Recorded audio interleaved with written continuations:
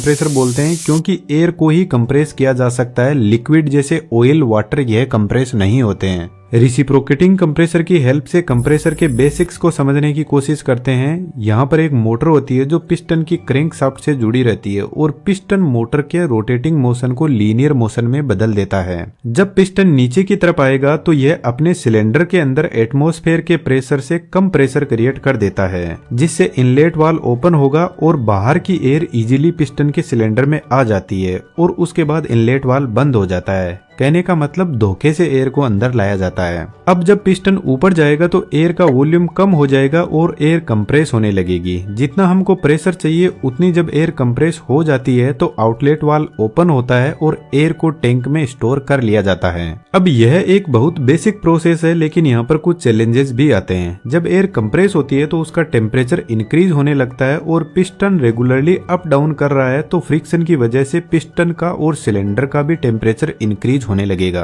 और इस कंडीशन में बाहर से जो एयर आ रही है उसमें यदि ऑयल का कंटेमिनेशन है तो सिलेंडर ब्लास्ट कर जाएगा। इसलिए बाहर की एयर को अंदर आने से पहले कुछ फिल्टर लगे रहते हैं जो एयर में अवेलेबल डस्ट पार्टिकल और ऑयल कंटेमिनेशन को रिमूव करते हैं। जो आप कंप्रेसर देख रहे हो यह फर्स्ट स्टेज कंप्रेसर है। यह एयर प्रेशर को 145 psi तक बढ़ा देते हैं। तो गाड़ियों के टायर में हवा भरने के लिए जनरली इसी कंप्रेसर को यूज में लिया जाता है। इसके अलावा रेफ्रिजरेटर में भी यही कंप्रेसर लगा रहता है। क्या आप बता सकते हो कि कुछ लोग अपनी गाड़ियों के टायर में नाइट्रोजन गैस क्यों फिल करवाते हैं? कमेंट बॉक्स में जरूर से लिखना। यदि हमें इससे ज्यादा प्रेशर की जरूरत पड़ती है तो इसी कंप्रेसर में हम एक स्टेज और बढ़ा देंगे। तो फर्स्ट पिस्टन प्रेशर को 145 psi तक इंक्रीज करेगा और सेकंड पिस्टन इस प्रेशर को 300 psi तक बढ़ा देगा। यहाँ पे हमें एक फायदा और मिल जाता है। फर्स्ट पिस्टन एयर का टेम्परेचर काफी हद तक बढ़ा देगा, तो सेकंड पिस्टन तक जब एयर जाती है इस पाइप के थ्रू तो इसका टेम्परेचर काफी रिड्यूस हो जाता है,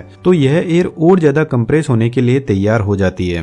आपने कई बार नोटिस किया होगा कि यदि इलेक्ट्रिसिटी सही से नहीं पहुंचती है तो आपका रेफ्रिजरेटर कंप्रेसर की वजह से बहुत ज्यादा वाइब्रेट करने लग जाता है। तो एक अलग टाइप का कंप्रेसर डिजाइन किया गया जिसको स्पाइरल कंप्रेसर बोलते हैं। आज के टाइम में लेटेस्ट एयर कंडीशनिंग में इसी कंप्रेसर का यूज होता है। यह कंप्रेसर पूरा ही एक सिलेंड्रिकल शेप में होता है जिसमें नीचे की तरफ मोटर लगी रहती है और इसमें 2 स्पाइरल लगे रहते हैं। एक स्पाइरल फिक्स रहता है और दूसरा मूव करता है।